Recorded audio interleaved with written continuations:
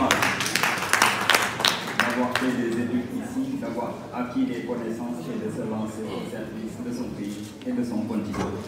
Nicolas, vous avez la parole. Merci, bonsoir à tous. Je tiens bien entendu à remercier M. Cissé et M. Faye pour la qualité de leurs interventions et je souhaite les interpeller sur un certain nombre de points précis pour leur donner également l'opportunité d'approfondir certains sujets.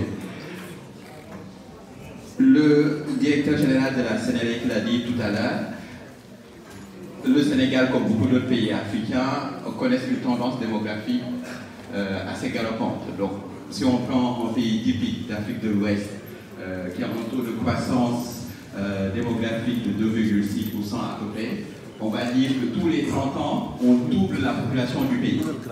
Donc, ça fait que de manière mécanique, la demande en énergie ou en électricité ne fait que s'accroître.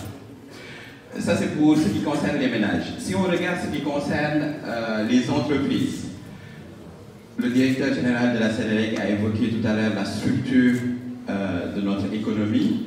Le secteur industriel occupe certes aujourd'hui une place relativement faible, mais a vocation à occuper une place beaucoup plus importante si on veut créer des emplois, ne serait-ce que dans l'industrie ou dans l'agro-industrie. Donc là encore, de manière mécanique, on va avoir une demande des entreprises en matière d'électricité qui va beaucoup s'accroître. Donc ça, c'est du point de vue de la demande. Maintenant, il y a un autre sujet, on l'a rappelé tout à l'heure, le Sénégal appartient à une communauté internationale qui a pris un certain nombre d'engagements par rapport à la réduction des gaz à effet de serre. Donc ça, c'est d'une certaine façon une contrainte. Et puis, un troisième sujet, c'est par rapport à la tarification. Aujourd'hui, le coût du kilowattheure coûte à peu près 120 francs CFA en moyenne. Je parle sous le directeur, sous le contrôle du DG qui me corrige là si je me trompe. C'est un coût qui réduit le pouvoir d'achat de nos ménages, qui réduit la compétitivité de nos entreprises à l'international. Donc il y a un enjeu important aussi. Donc c'est comment on répond à une demande en respectant nos engagements à l'international, tout en maîtrisant nos tarifs pour que l'électricité ou l'énergie soit accessible aussi bien pour les ménages que pour les entreprises. Et je pense qu'un des leviers pour répondre à cette équation, c'est de travailler sur le mix de sources de production d'électricité. Et là-dessus, je souhaite interpeller le directeur général de la Sénélec sur un point assez précis. C'est par rapport à la part du charbon et à la part du gaz dans les sources de production d'électricité.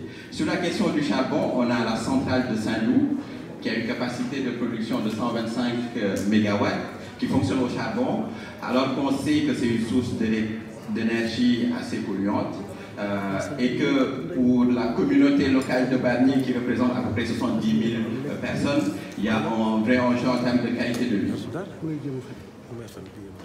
Si on se projette également avec les découvertes de tortues Sangomar, Yakar, dans quelques années, notre pays va être un producteur de pétrole, mais surtout de gaz. C'est ça qui nous intéresse le plus par rapport à l'électricité. Donc, on aura encore plus de possibilités pour faire fonctionner nos centrales sur la base du gaz et peut-être moins sur la base de sources d'énergie comme le charbon. Donc du coup, ma question, Monsieur Cissé, c'est comment vous comptez vous appuyer sur ces leviers pour réduire la part du charbon dans le mix énergétique, quand je pense à Saint-Loup, quand je pense à la centrale de Mboro, et comment on fait aussi pour s'appuyer sur le gaz qu'on va produire dans quelques années pour augmenter notre capacité à répondre à une demande qui ne dépend pas.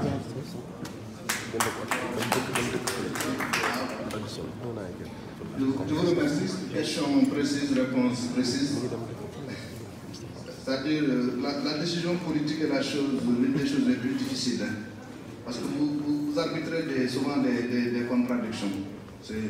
C'est en permanence et parfois en temps réel qu'il faut agir. Et il faut également assumer les engagements du Sénégal, quels qu'ils puissent être, que ce soit au niveau international, mais surtout avec le secteur privé international qui intervient dans nos pays. Sinon, ils perdent confiance. Ceux qui veulent venir perdre confiance, ils n'arriveront pas.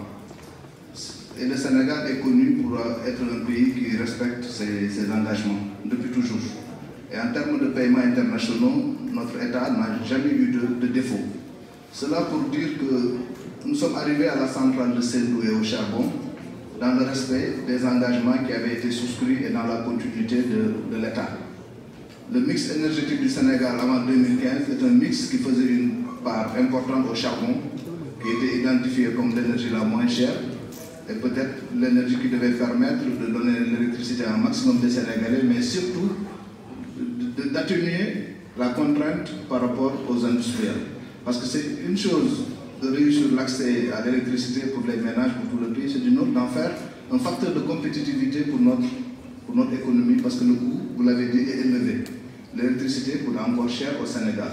Et donc le gouvernement, en 2005-2006, avait pensé qu'il fallait avoir un mix énergétique à base de charbon. Et donc des contrats avaient été signés pour Sendou, Sendou 1 et 2. Normalement, Sendou, ça avait 2 centrales. Avant même Sendou, il y avait KEPCO avec les Coréens, si vous vous souvenez.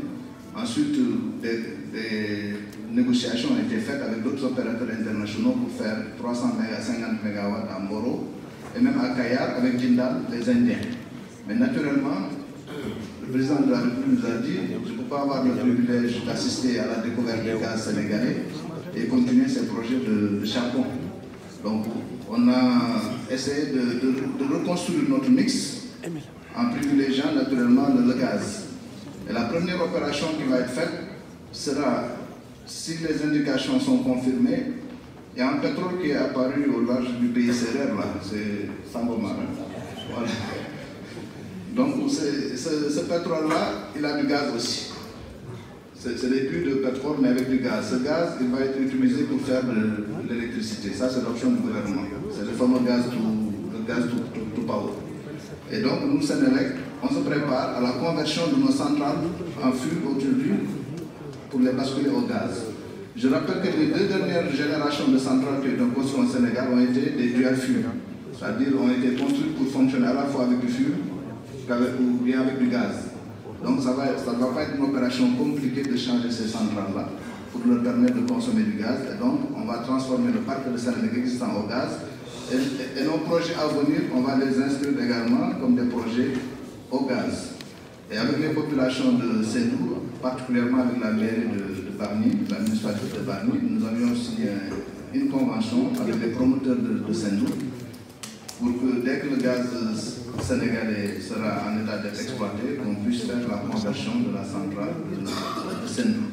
On est très sensible à cette contrainte environnementale que les industries de façon générale font peser sur les populations, mais également il faut, dans le cadre du respect de nos engagements, travailler intelligemment à atténuer les deux aspects pour que le Sénégal puisse respecter ses engagements, parce qu'il y a des bailleurs avec qui on avait contracté, qui avaient investi, etc. Mais également il y a la contrainte environnementale que nous prenons en compte.